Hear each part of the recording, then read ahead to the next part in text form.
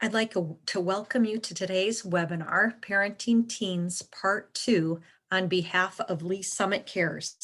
Lee Summit Cares mobilizes community partners to develop a culture of physical and mental wellness for Lee Summit youth and families that inspires positive, healthy choices.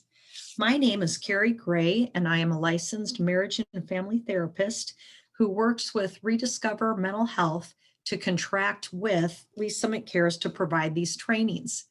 As you can see from the title of today's webinar, this is part 2 of an ongoing discussion on how to parent teenagers. If you would like to listen to Parenting Teens Part 1, please go to the Lee Summit Cares YouTube channel to hear that recording, as well as many other recordings on different topics important to parents. So let's go ahead and get started. So parenting teens is not an easy job. And so the first thing we did last time we spoke was we talked about some of the perceptions to have as you consider the needs of your teenager and the changing needs of those teens as they grow older. So some key considerations that we reviewed last time are: number one, teens are a reflection of the culture we created for them. So instead of blaming them for the culture, it's better to seek to understand their culture by doing things such as listening to their music, engaging in activities that they enjoy, and also making your home a welcome place for their friends. Another consideration is that parents are the most influential voice in their teens' lives. That's right. Even when our teenagers act as if they're not listening, they truly are listening. And so it's important for us to not detach during this time of transition when our kids are becoming adults, but rather stay involved and to stay engaged in your teen's life. What that means is being available and intentional in discussing important topics, such as what to do if somebody were to present alcohol or drugs in a situation, how to handle that. In addition to that, the third consideration is that teens do not think or feel the same as adults. Oftentimes, teenagers look like adults, even as young as 13, 14 years of age. And those looks can be deceiving because we know that the brain is not fully developed until the age of 25 years old. So when you think of a teenager, we often associate them with uh, acting before they think. They also tend to seek fun activities over responsibility. We know they experience their emotions more intensely than adults, and that while they're developing abstract thinking skills, they actually put those into action somewhat randomly. And so they're working at becoming more consistent and thinking more like adults think. So, what can we do to help our kids during that process of brain maturation? One of the things that we can do is when they do make a poor choice, we respond to them with empathy and allow for the logical consequences to do the teaching. And so keep those three considerations in mind as we move forward and talk more about our teenagers and how we can guide them as they transition into adulthood. So, one of the questions that is important to ask is, how do teenagers learn? How do people learn in general? One of the ways we know that we learn is through modeling or watching other people around us. And so if we want to teach our kids how to be good problem solvers, we talk out loud about how we are solving problems. If we want our kids to develop good impulse control and to manage their emotions, we must also learn how to manage our emotions. Another way that kids learn is through the experiences that they have. And this can be very tricky because, as I mentioned earlier, our kids are going to make lots of mistakes as they grow up into adulthood, just like we adults make mistakes. For parents, it's oftentimes very hard to allow their kids to fail. And when we ask parents what makes this so difficult, several common themes come up. One of the themes is that we don't want our kids to hurt. By nature, we want to nurture them, we want to protect them. And so allowing them to make a poor choice is something that goes against the grain of a nurturing, protective parent. Another reason why parents say it's hard to let their kids fail is because sometimes it's just easier to do it themselves rather than to teach their child how to be more responsible, for example, with their schoolwork and managing assignments and frankly, getting things done around the house. And a third theme that people often talk about is, well, my kid's a reflection on me. And so if my kid fails, what does that say about me as a parent? Well, even though those are all rational, logical reasons and things that we need to be mindful of that can prevent us from allowing our kids to make mistakes, there are many benefits to allowing this to happen. And when I make mistakes, I'm referring to affordable mistakes. But with those mistakes, also allowing for logical consequences. This is how our kids learn through experience. So when we think about those affordable mistakes, we also need to think about those within the context of parenting the adolescent in general. So, for example, one of the things we know that our adolescents need as they become adults is more independence and more responsibility. And so in the slides to come, we're going to talk about ways in which you can help create a balance in allowing your kids to be more independent while also becoming more responsible and knowing when perhaps you need to set some limitations in areas that they're not ready to or able to in different areas of their life. We're also going to talk about how you can adapt your role as a parent to meet the changing needs of your adolescent. We're going to discuss how to allow your adolescent to make affordable mistakes and experience the natural consequences of those mistakes, how to keep the communication lines open, and also how to do all this while taking very good care of yourself. So let's talk first about how do we allow our kids and create opportunities for them to become more independent and more responsible.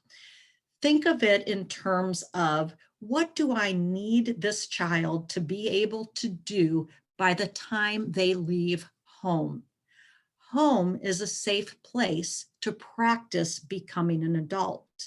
And so as you consider this question, you can think about things around the house. Might it be helpful for your child to learn how to make some simple meals? Should they know how to wash their clothes on their own? Do they need to know how to help clean up around the house, clean the bathroom, run a vacuum, perhaps help out with other responsibilities out in the yard, and maybe even help out with siblings from time to time? So what does your teen need to know how to do before they leave the home? Another way to practice becoming an adult is looking at their school and work environment. And so being responsible for their school work is one example of this. Many schools post grades online, and those grades are updated throughout the school year. An example of how to help your child become more independent and responsible in that area would be to have the child download a copy of their grades at the end of each week. If there's a problem, meaning a poor grade or maybe some work that hasn't been turned in, have your daughter or son talk to you about their plan for addressing that problem. It could be something as simple as the teacher just hasn't updated that particular grade. But you also might find that your child is really struggling in a certain class and is having a hard time relating to that teacher's teaching style. And so that creates an opportunity then for you to help your teen learn how to advocate for themselves and ask for resources with help as needed. How about managing money? Teaching our kids how to manage money when they're in high school provides more affordable mistake opportunities than it does if they're just learning how to do that when they're out on their own in the real world. Meaning the cost of your teenager blowing through an allowance in one day's time and you saying to them, "Oh man, I'm sorry you used your allowance already, but I will pay you again, or allowance is given on Fridays," is much different than an adult going through their paycheck and not having enough money to pay their bills. And so that's another example of how we help our kids to become more independent and responsible while allowing for logical consequences to teach them how to make better choices in the future. So think about some of these other ideas in terms of perhaps how they manage their time, how they organize their life. For each person, what works might be a little bit different. And we can share with our kids what we do to organize our time, but also listen to what works for them and their unique personality. Finally, the last one here that is important is learning how to advocate for oneself. And what I mean by that is that everyone has a right to express their thoughts, their opinions, their needs in a respectful, open, and honest way. And when a person is feeling as if their needs are not being met or someone is being disrespectful to them, it's important that our kids learn how to address that because conflict is not comfortable for anyone. But the more practice and experience we get in resolving the conflicts that we will experience throughout life, the better prepared we are for leaving home. Our kids are better prepared.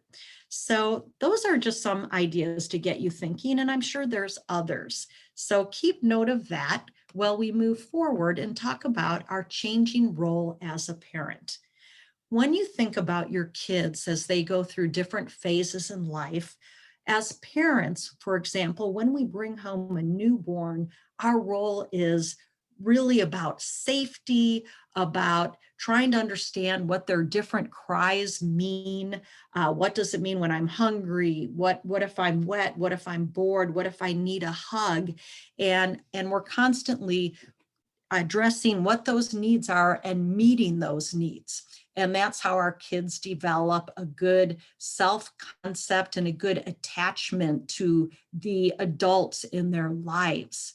As they get older and more mobile and head into, say, elementary school, middle school, we are now kind of helping them to manage their life while also keeping them safe.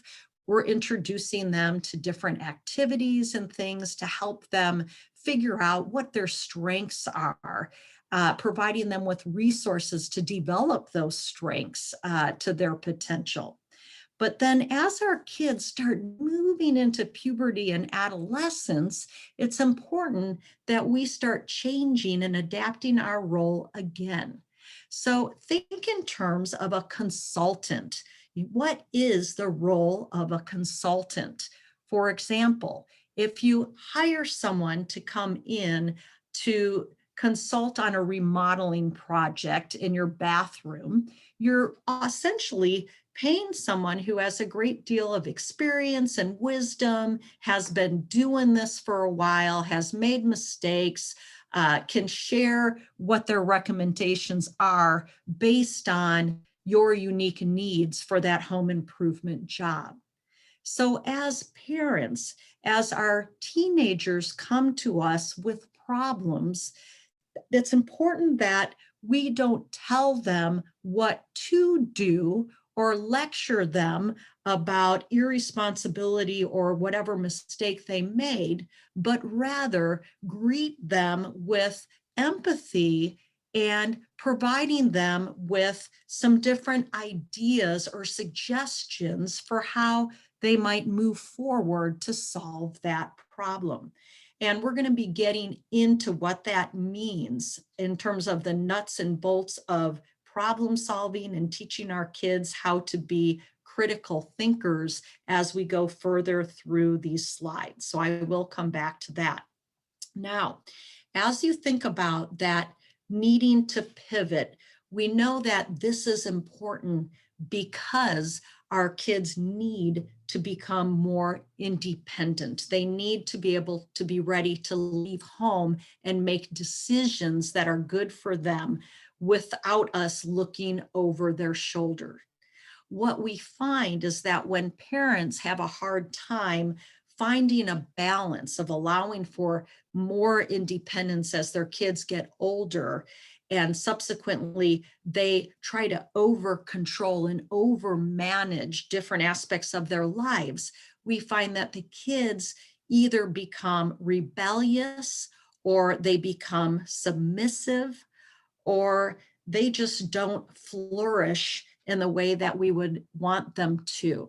So keep that in mind when you think about the changing needs of your teen as they work towards becoming adults and how you can assist them more from a consultant perspective rather than that of a helicopter parent who hovers, rescues, and protects, or a drill sergeant parent who is there to tell them what to do, how to fix problems, with a lot not allowing the kid to develop critical thinking skills. So how will this benefit your relationship? Well, when people make a poor choice and we respond to them with empathy, they don't view us as a source of their problem. Instead, they view us as someone whom they can trust, who will have a level head, who will love them regardless of the choices that they make, but also are there to talk about what happened and possible solutions that they might take for resolving whatever that problem is. The benefit to you as a parent is that the right person is owning and solving the problems. When we take on other people's problems, it can become very overwhelming. It's not good for the parent and it's not good for the other person. How kids develop responsibility is through accountability. How it benefits our own mental health is watching our kids flourish and grow and learn how to solve problems, which ultimately helps them to think, how will my next decision affect me? So I've been talking a lot about mistakes and how it's okay to let our kids fail. So let's take a look at what I mean by that. Here are some examples on the left side of your slide that focus on examples of affordable mistakes. Forgetting to complete an assignment is going to result in a child potentially getting a lower grade. It might also end up in an opportunity for that child to reach out to the teacher. Say this is a student who is normally very responsible, but had a lapse in judgment. Now this child can learn to advocate for him or herself. How about a messy room? Teenagers are notorious for having messy rooms. Might it be more difficult and frustrating for them to find things when they need to find something quickly? How about not doing chores? We know that it's important for kids' self-esteem as well as to feel as if they're a contributor in the family to help out around the house. And so what if a kid chooses not to do their chore? Well, there's some logical consequences for that, because eventually they're going to want to do something with friends or something that they enjoy. And a parent can simply say, oh man, I noticed that the dishes haven't been put away yet, tell you what, you are welcome to go and play your video game as soon as that chore is finished. And we just say thank you. How about the kid that arrives late to practice because they're poking around? They're not really paying attention to the time. Instead of nagging and reminding them about what time it is and what they need to be doing, if we allow them to fail and arrive late, the logical consequence is that they get to explain that to the coach, which is not a comfortable place to be. And so by allowing for these affordable consequences, it causes the child to feel uncomfortable and inconvenienced. And what we know is that when people are feeling uncomfortable, if they're experiencing some level of pain, a question they're going to ask themselves is, where is that pain coming from? If the pain is coming from an angry parent who is lecturing them about responsibility, they will see you as a source of the problem and avoid you, or potentially tell you the things you want to hear rather than what's truly happening.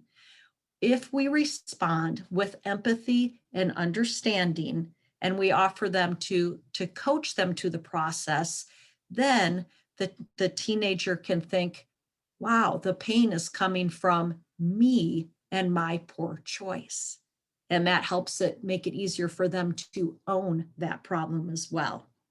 Now we know that there's many unaffordable mistakes that we don't want our kids to make, such as talking to strangers online, experimenting with drugs or alcohol, posting inappropriate pictures online, and driving recklessly. And so by providing them with opportunities to make affordable mistakes, we find that when kids are in other situations and they have lived with logical consequences, they're more likely to think first before they engaged in any type of risky behavior, because they have been taught that there will be consequences to their actions. So let's talk about relationships. Relationships can be really challenging as teens become adults. And so fortunately, there's some things that we can do to help maintain a better relationship as our kids grow older. The first thing that I'm going to say, that I've said a few times in this webinar, is to respond to their poor choices with empathy rather than anger and frustration. Now, this is not something that's easy or necessarily a natural thing to do. And so it's okay to step back and to take some time to calm down before you address a problematic behavior. If we don't take time to calm down and we go to our child in an emotional state, one of three things is going to happen. Because of the way human beings are engineered, if a human being feels threatened, in this example, by an angry or frustrated adult, they're going to experience what we refer to as an automatic stress response. And so they may, for example, fight back. And so this might sound like blaming someone else for doing whatever the child did, not taking responsibility. They might freeze, meaning just break down and cry. They might go into what we refer to as flight, where they just leave the situation altogether. And so we need to do our part in preventing that fight, flight, freeze response, because when kids are responding in that way, they cannot think or problem solve. And if you go and Google Dan Siegel, he is a psychologist who talks about the brain and how the brain functions when we feel threatened. And so the key here is, one is the relationship, that we want our kids to feel safe coming to us no matter what choices they make. Because frankly, Um, we love them. We have a lot of wisdom. We've made our own poor choices, and we want to be there to not solve that problem for them, but help guide them, to stand beside them in that problem that they're dealing with. The other thing about, empathy and that relationship piece is that we help keep our kids in a place where they can actually think rather than react to the angry adult that we might be at that point. And so empathy helps build our relationships with our kids. Logical consequences. Parents often ask me, what are some good logical consequences? Because sometimes they're not easy to come up with. And so, first, we need to consider the purpose behind a logical consequence. When we think in terms of helping our kids prepare for life in the real world, it's helpful to think of consequences through a lens of teaching. What can I teach this child about the real world in response to what they, the choice they made? Oftentimes, parents go at a consequence from the example of, I'm just going to punish this kid. I'm angry. I want them to feel so bad that they will never do this again. And what we find is that the punish, or to get even, or to make kids feel bad approach is not as effective as the logical consequence. How can I use this to teach you about the real world? And for some of the reasons that we spoke about earlier as we talk about empathy. So let's look at some considerations here. Think in terms of 3 R's. A good consequence should be related to the teen's poor choice in a meaningful way. And so, for example, a child gets a cell phone, and the agreement in having that cell phone is that at 8 p.m. each evening, it is supposed to be charging in the kitchen. And you notice that it's 8:30 and the cell phone isn't there.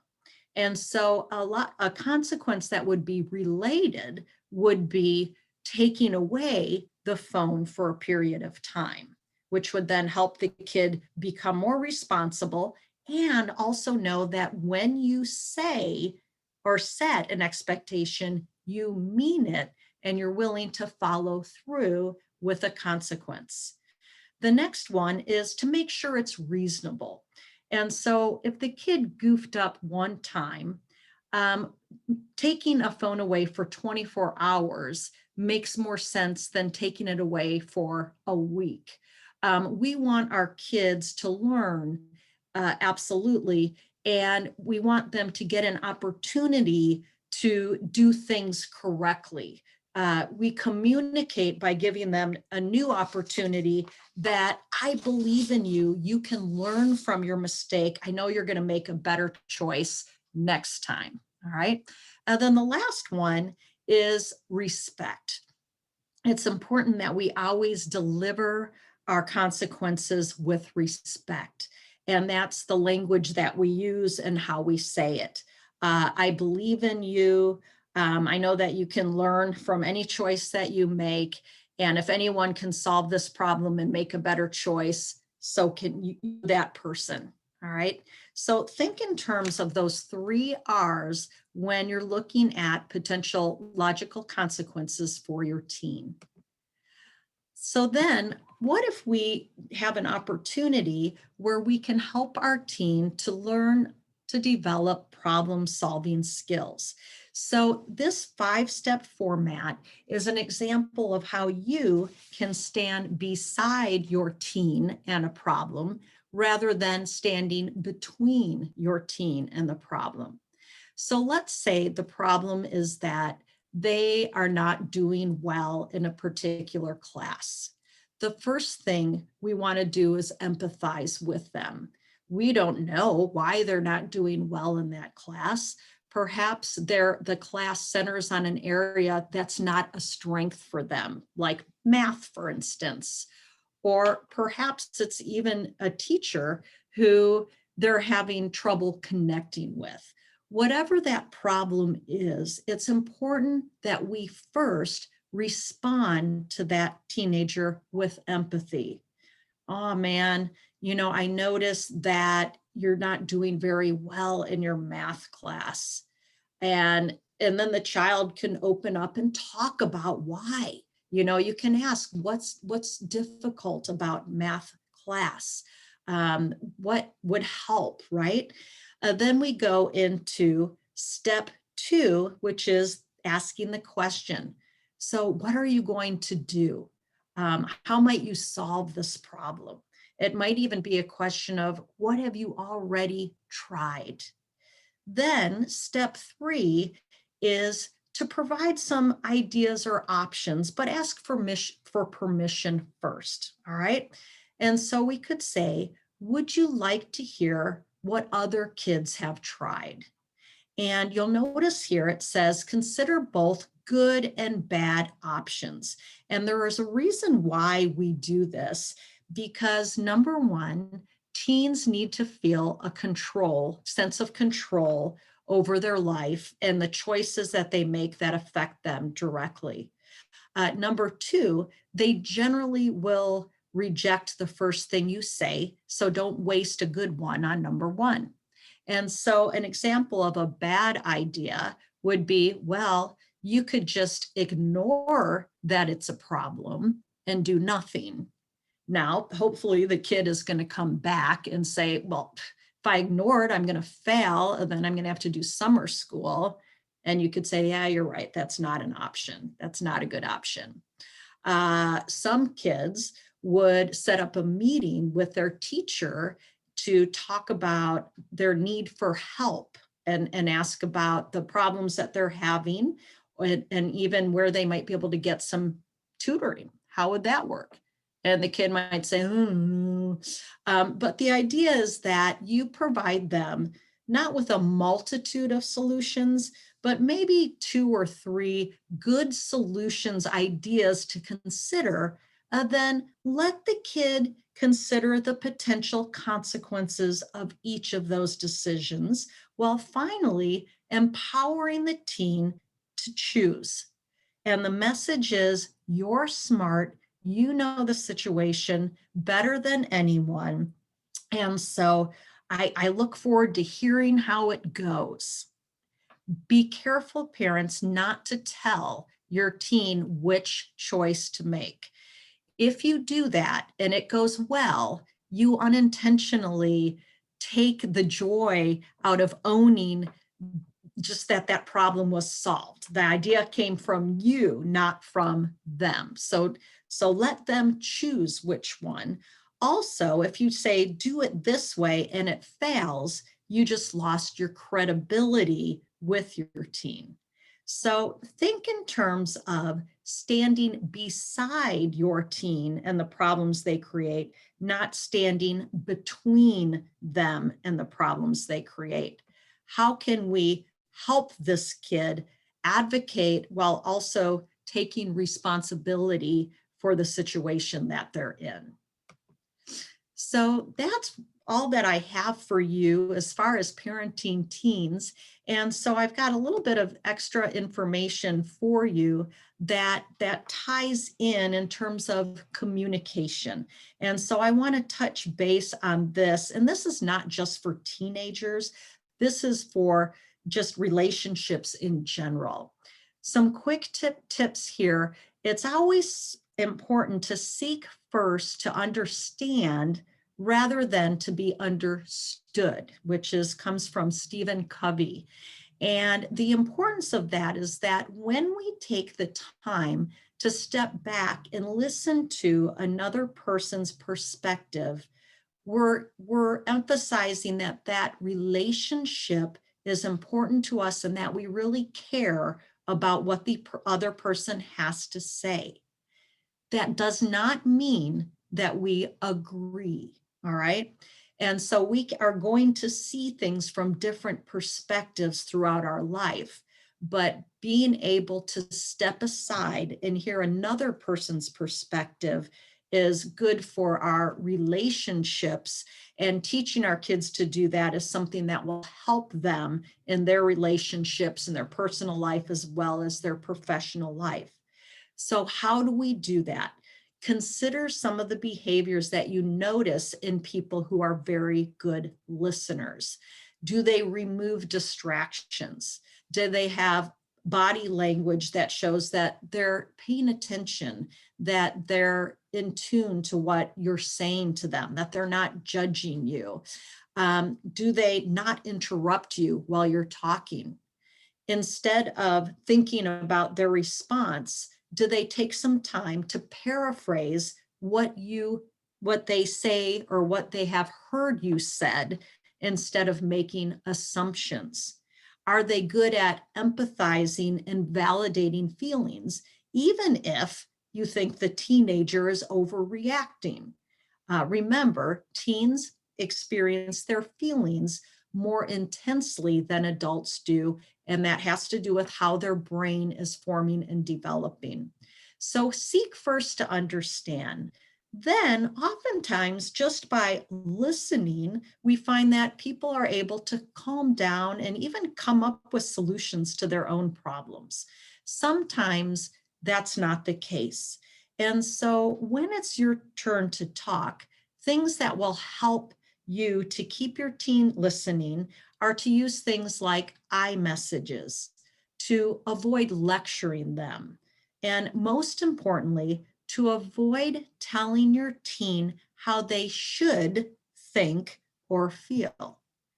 If we're dealing with a conflict, here is a sentence that I often use in counseling with folks to help them with communication. I feel blank when you blank, I need blank.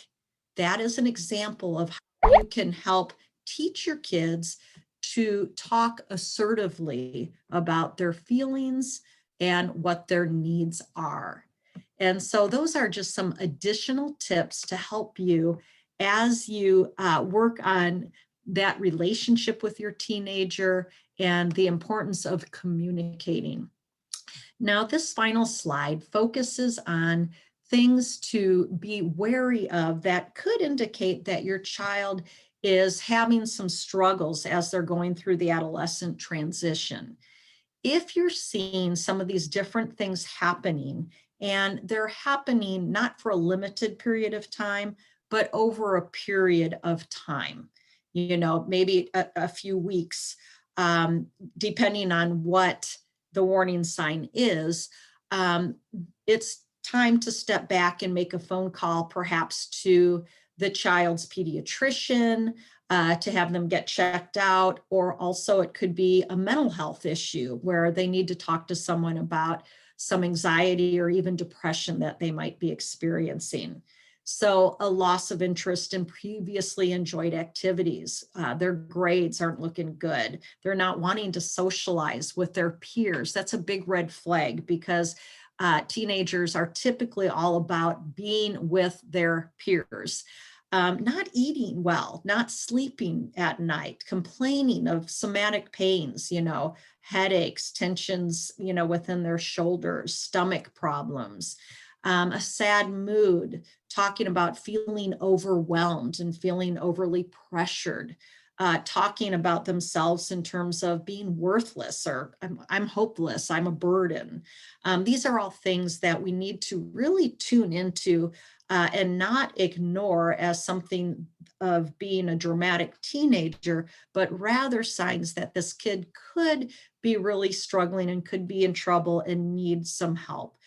Certainly finding alcohol or some type of drug paraphernalia would require an immediate, a phone call to see how big of a problem that is. Obviously, it is a problem because those are illegal substances, but to get a sense of what your teen has been doing and how to best assist them away from that behavior.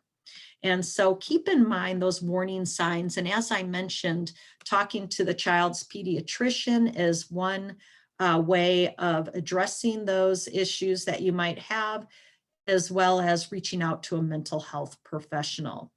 And so this slide talks a little bit about common mental health disorders, such as anxiety is the most common mental health disorder affecting teenagers as well as adults nationwide.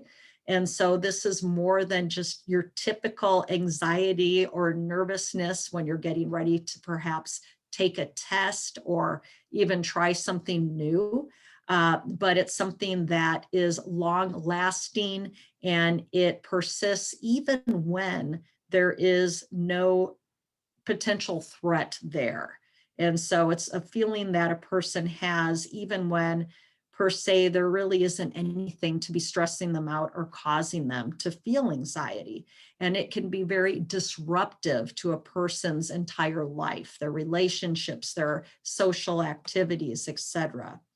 Depression is the second leading mental health disorder affecting teens and adults, and it's different from the blues. People often experience the blues when they're going through a difficult time. You know, we all go through different rough patches in our life, but a major depressive disorder is a type of mood disorder that lasts at least 2 weeks, and it really affects all aspects of that person's life, meaning they're unable to concentrate and complete schoolwork. They're maybe cut off from relationships, and they're just having trouble coping with just getting up in the morning. And so it's important to note that with any mental health disorder, that these are not a sign of personal weakness. When a person struggling with a mental health disorder, it does not mean that they have poor character or that they've had poor parenting. It means that their brain is not functioning correctly and they need help in order to get it functioning the way it should, just like we would get help if we were ill with something like diabetes. We can get treatment for that so that it's functioning in the manner that it's supposed to function. Now, these are just some resources that I used in putting together today's webinar. And finally, our next webinar is on March 16th. And this is on, it's Win or Lose, Creating Champions for Life. And we're going to talk about how parents can utilize our kids' experiences in sports and other activities to help our kids develop important character traits that will serve them well throughout their lifetime. And so I hope that you will join this discussion, and please look for other webinars that we have at our Lee Summit Cares YouTube channel at lscares.org.